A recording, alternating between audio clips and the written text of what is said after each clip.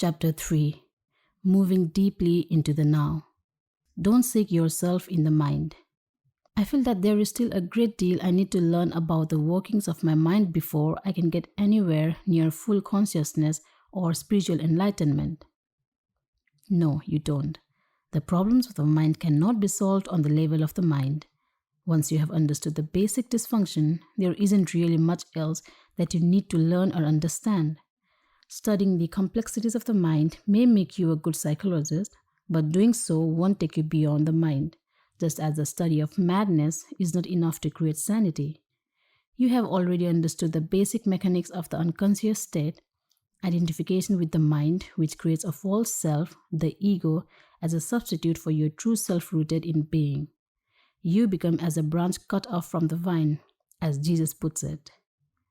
The ego's needs are endless. It feels vulnerable and threatened, and so lives in a state of fear and want. Once you know how the basic dysfunction operates, there is no need to explore all its countless manifestations, no need to make it into a complex personal problem. The ego, of course, loves that. It is always seeking for something to attach itself to in order to uphold and strengthen its illusory sense of self, and it will readily attach itself to your problems. This is why, for so many people, a large part of their sense of self is intimately connected with their problems. Once this has happened, the last thing they want is to become free of them. That would mean loss of self. There can be a great deal of unconscious ego investment in pain and suffering. So once you recognize the root of unconsciousness as identification with the mind, which of course includes the emotions, you step out of it. You become present.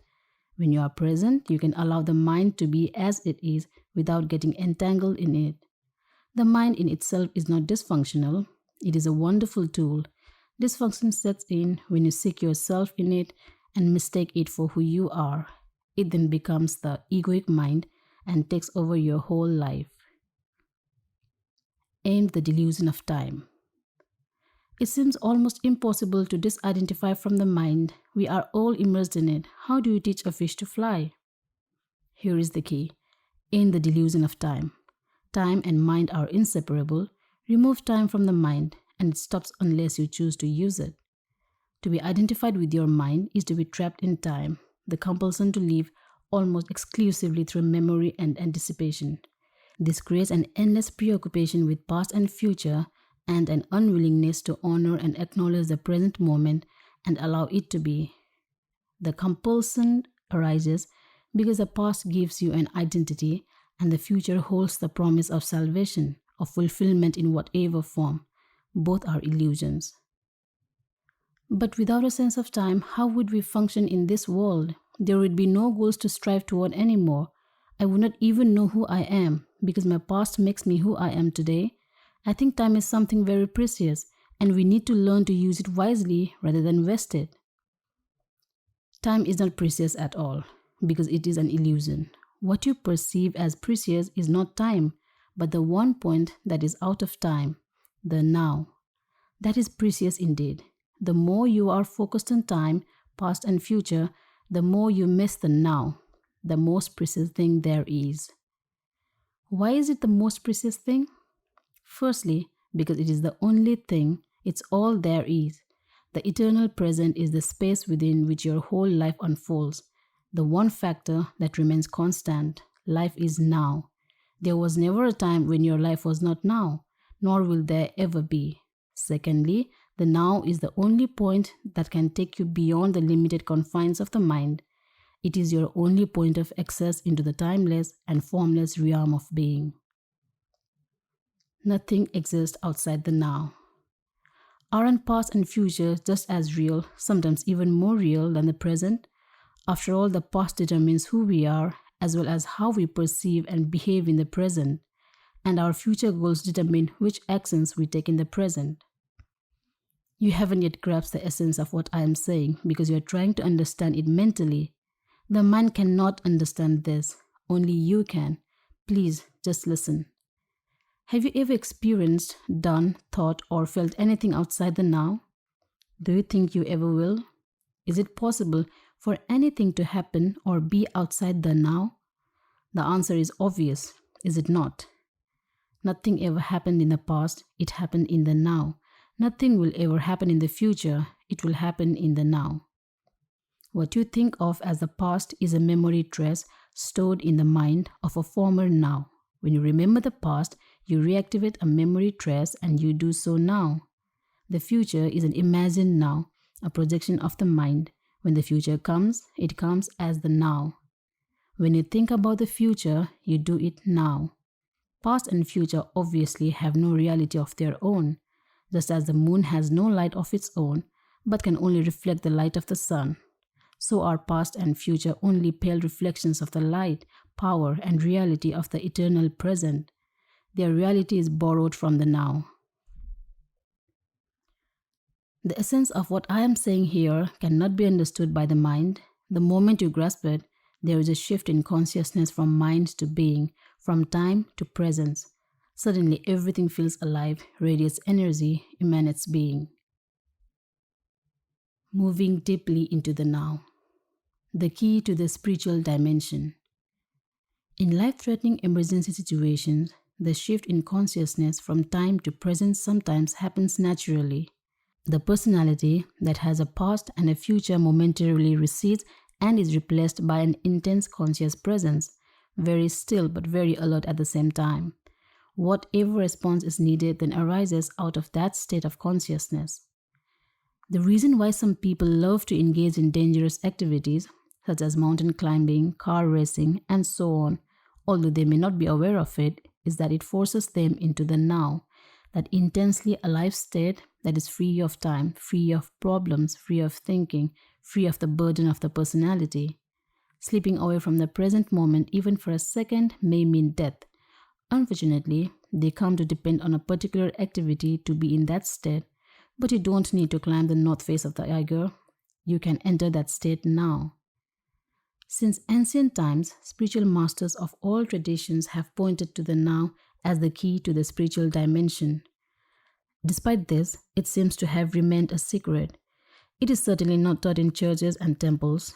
If you go to a church, you may hear readings from the gospel such as, "Take no thought for the morrow shall take thought for the things of itself," or "Nobody who puts his hands to the plow and looks back is fit for the kingdom of God." Or you might hear the passage about the beautiful flowers that are not anxious about tomorrow but live with ease in the timeless now and are provided for abundantly by God. The depth and radical nature of these teachings are not recognized.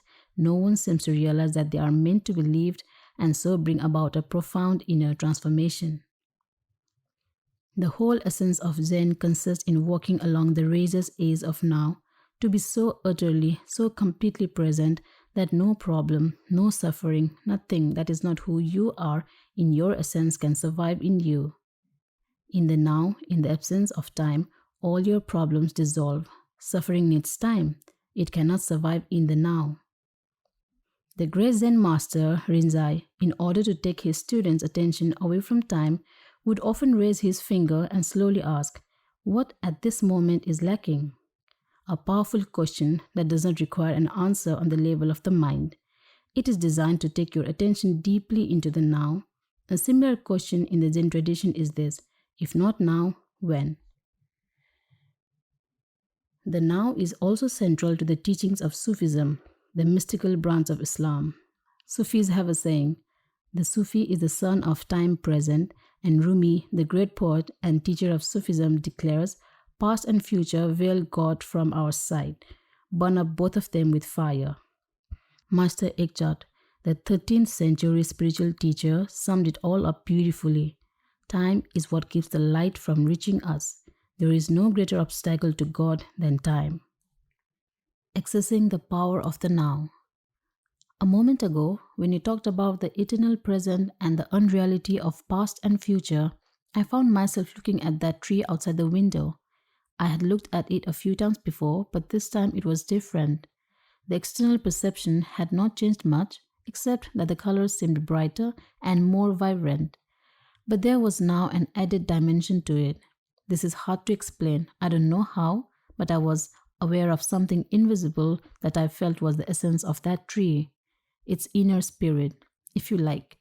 And somehow I was part of that. I realize now that I had not truly seen the tree before, just a flat and dead image of it.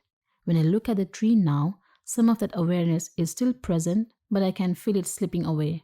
You see, the experience is already receding into the past. Can something like this ever be more than a fleeting glimpse? You were free of time for a moment. You moved into the now and therefore perceived the tree without the screen of mind. The awareness of being became part of your perception. With the timeless dimension comes a different kind of knowing, one that does not kill the spirit that lives within every creature and everything, a knowing that does not destroy the sacredness and mystery of life, but contains a deep love and reverence for all that is, a knowing of which the mind knows nothing. The mind cannot know the tree.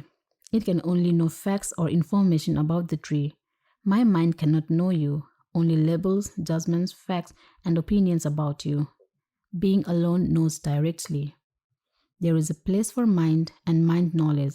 It is in the practical realm of day-to-day living. However, when it takes over all aspects of your life, including your relationships with other human beings and with nature, it becomes a monstrous parasite that unchecked may well end up killing all life on the planet and finally itself by killing its host. You have had a glimpse of how the timeless can transform your perceptions, but an experience is not enough. No matter how beautiful or profound, what is needed and what we are concerned with is a permanent shift in consciousness. So break the old pattern of present moment, denial and present moment resistance. Make it your practice to withdraw attention from past and future whenever they are not needed. Step out of the time dimension as much as possible in everyday life. If you find it hard to enter the now directly, start by observing the habitual tendency of your mind to want to escape from the now. You will observe that the future is usually imagined as either better or worse than the present. If the imagined future is better, it gives you hope or pleasurable anticipation. If it is worse, it creates anxiety. Both are illusory. Through self-observation, more presence comes into your life automatically. The moment you realize you are not present, you are present. Whenever you are able to observe your mind, you are no longer trapped in it. Another factor has come in, something that is not of the mind, the witnessing presence. Be present as the watcher of your mind, of your thoughts and emotions, as well as your reactions in various situations. Be at least as interested in your reactions as in the situation or person that causes you to react. Notice also how often your attention is in the past or future. Don't judge or analyze what you observe. Watch the thought, feel the emotion, observe the reaction. Don't make a personal problem out of them. You will then feel something more powerful than any of those things that you observe. The still observing presence itself behind the content of your mind, the silent watcher. Intense presence is needed when certain situations trigger a reaction with a strong emotional charge, such as when your self-image is threatened, a challenge comes into your life that triggers fear, things go wrong, or an emotional complex from the past is brought up. In those instances, the tendency is for you to become unconscious. The reaction or emotion takes you over, you become it. You act it out, you justify, make wrong, attack, defend, except that it is not you. It's a reactive pattern, the mind in its habitual survival mode. Identification with the mind gives it more energy. Observation of the mind withdraws energy from it. Identification with the mind creates more time. Observation of the mind opens up the dimension of the timeless. The energy that is withdrawn from the mind turns into presence. Once you can feel what it means to be present, it becomes much easier to simply choose to step out of the time dimension whenever time is not needed for practical purposes and move more deeply into the now. This does not impair your ability to use time, past or future, when you need to refer to it for practical matters, nor does it impair your ability to use your mind. In fact, it enhances it. When you do use your mind, it will be sharper, more focused. Letting go of psychological time. Learn to use time in the practical aspects of your life. We may call this clock time, but immediately return to present moment awareness when those practical matters have been dealt with. In this way, there will be no build-up of psychological time, which is identification with the past and continuous compulsive projection into the future. Clock time is not just making an appointment or planning a trip. It includes learning from the past so that we don't repeat the same mistakes over and over, setting goals and working toward them, predicting the future by means of patterns and laws, physical, mathematical, and so on, learn from the past and taking appropriate action on the basis of our predictions. But even here, within the sphere of practical living, where we cannot do without reference to past and future, the present moment remains the essential factor. Any lesson from the past becomes relevant and is applied now. Any planning, as well as working toward achieving a particular goal, is done now. The enlightened person's main focus of attention is always the now, but they are still peripherally aware of time. In other words, they continue to use clock time but are free of psychological time. Be alert as you practice this so that you do not unwittingly transform clock time into psychological time. For example, if you made a mistake in the past and learn from it now, you are using clock time. On the other hand, if you dwell on it mentally and self-criticism, remorse, or guilt come up, then you are making the mistake into me and mine. You make it part of your sense of self, and it has become psychological time, which is always linked to a false sense of identity. Non-forgiveness necessarily implies a heavy burden of psychological time. If you set yourself a goal and work toward it, you are using clock time. You are aware of where you want to go, but you honor and give your fullest attention to the step that you are taking at this moment. If you then become excessively focused on the goal, perhaps because you are seeking happiness, fulfillment, or a more complete sense of self in it, the now is no longer honored. It becomes reduced to a mere stepping stone to the future with no intrinsic value.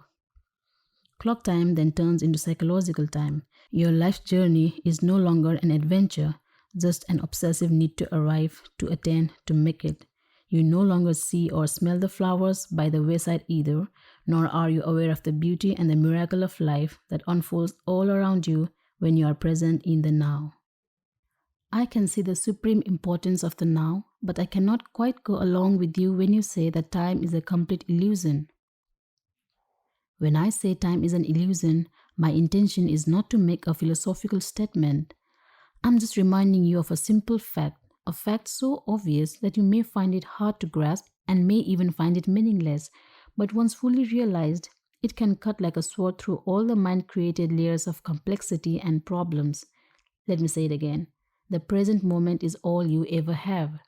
There is never a time when your life is not this moment. Is this not a fact? The insanity of psychological time. You will not have any doubt that psychological time is a mental disease. If you look at its collective manifestations, they occur, for example, in the form of ideologies such as communism, national socialism, or any nationalism, or rigid religious belief systems, which operate under the implicit assumption that the highest good lies in the future and that therefore the end justifies the means.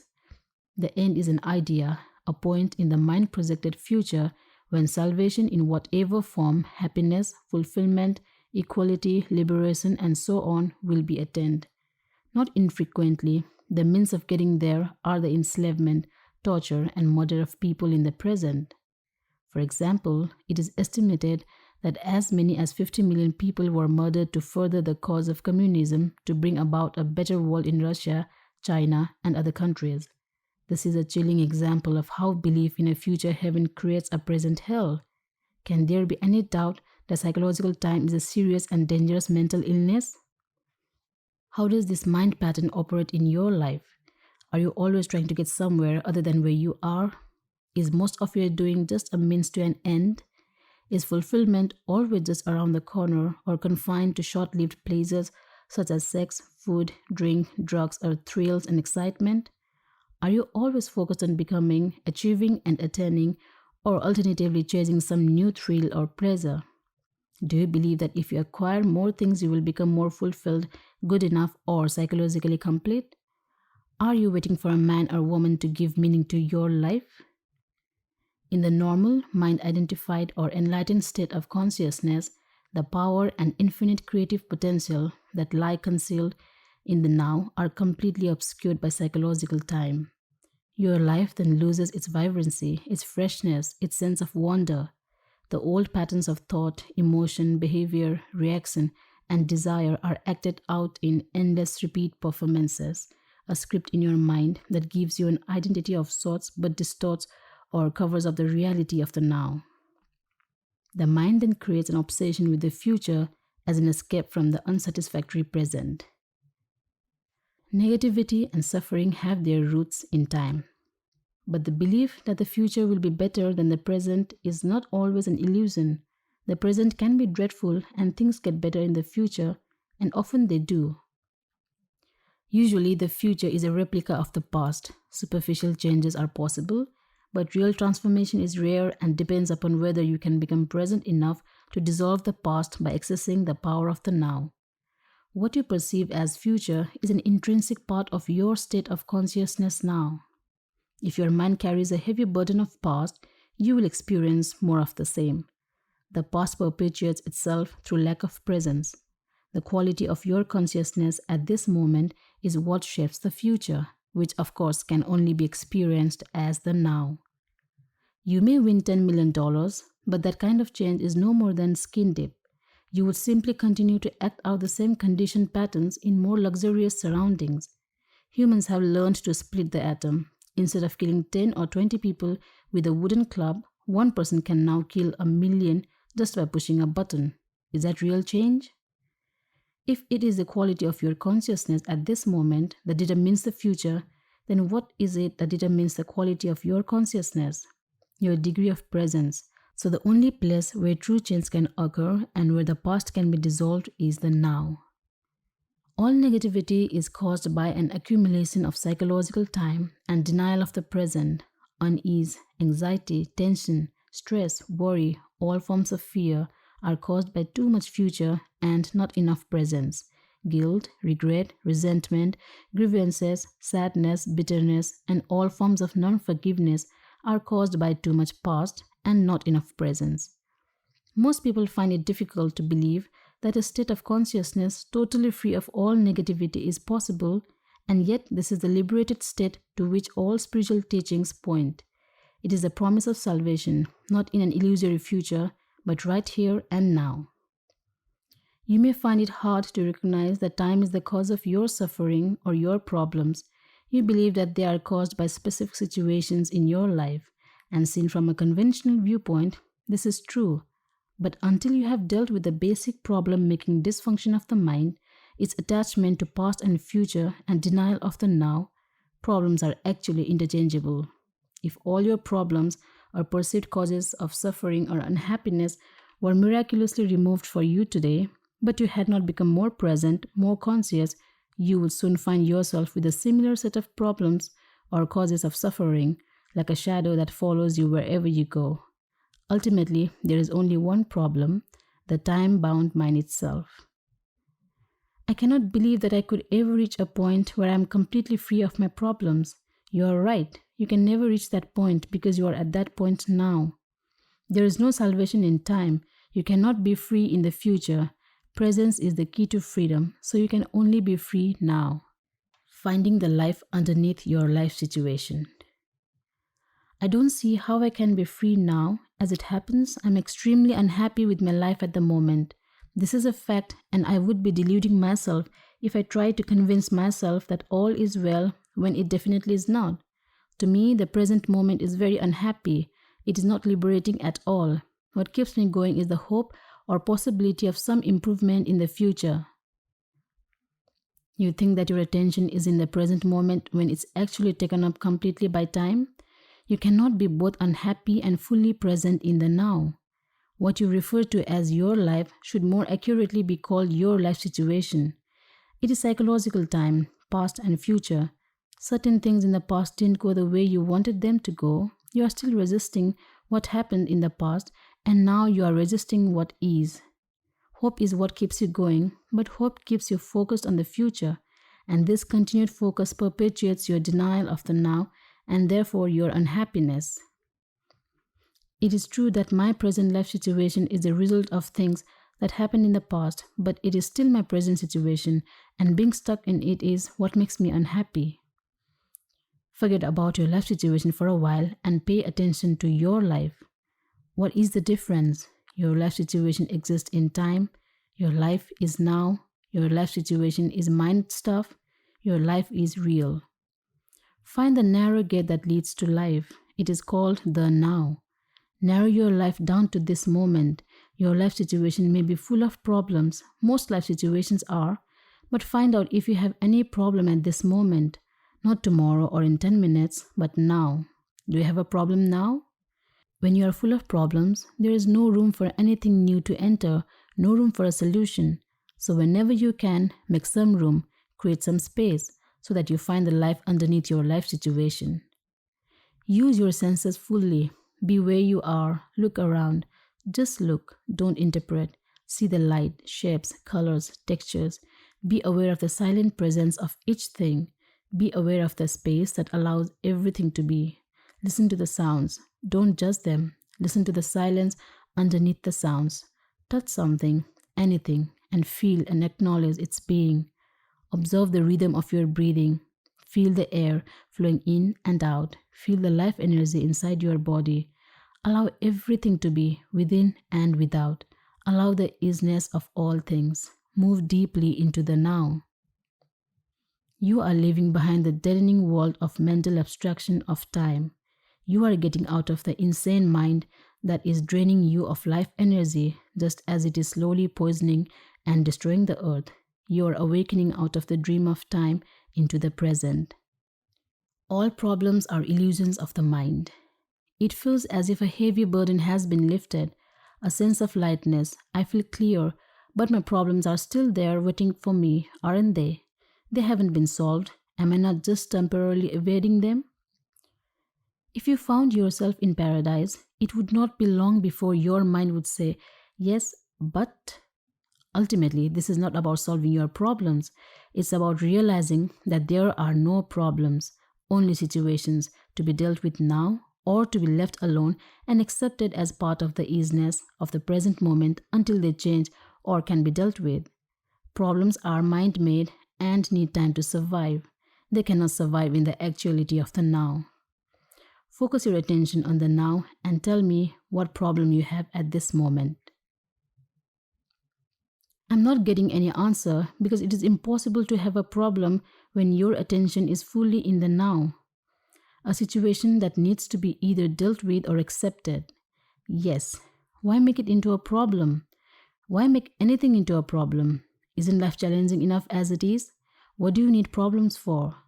The mind unconsciously loves problems because they give you an identity of sorts. This is normal and it is insane. Problem means that you are dwelling on a situation mentally without there being a true intention or possibility of taking action now, and that you are unconsciously making it part of your sense of self. You become so overwhelmed by your life situation that you lose your sense of life, of being, or you are carrying in your mind the insane burden of 100 things that you will or may have to do in the future instead of focusing your attention on the one thing that you can do now. When you create a problem, you create pain. All it takes is a simple choice, a simple decision. No matter what happens, I will create no more pain for myself. I will create no more problems. Although it is a simple choice, it is also very radical. You won't make that choice unless you are truly fed up with suffering, unless you have truly had enough. And you won't be able to go through with it unless you access the power of the now. If you create no more pain for yourself, then you create no more pain for others. You also no longer contaminate the beautiful earth, your inner space, and the collective human psyche with the negativity of problem making. If you have ever been in a life or death emergency situation, you will know that it was not a problem. The mind did not have time to fool around and make it into a problem. In a true emergency, the mind stops. You become totally present in the now, and something infinitely more powerful takes over. This is why there are many reports of ordinary people suddenly becoming capable of incredibly courageous states. In any emergency, either you survive or you don't. Either way, it is not a problem. Some people get angry when they hear me say that problems are illusions. I'm threatening to take away their sense of who they are. They have invested much time in a false sense of self.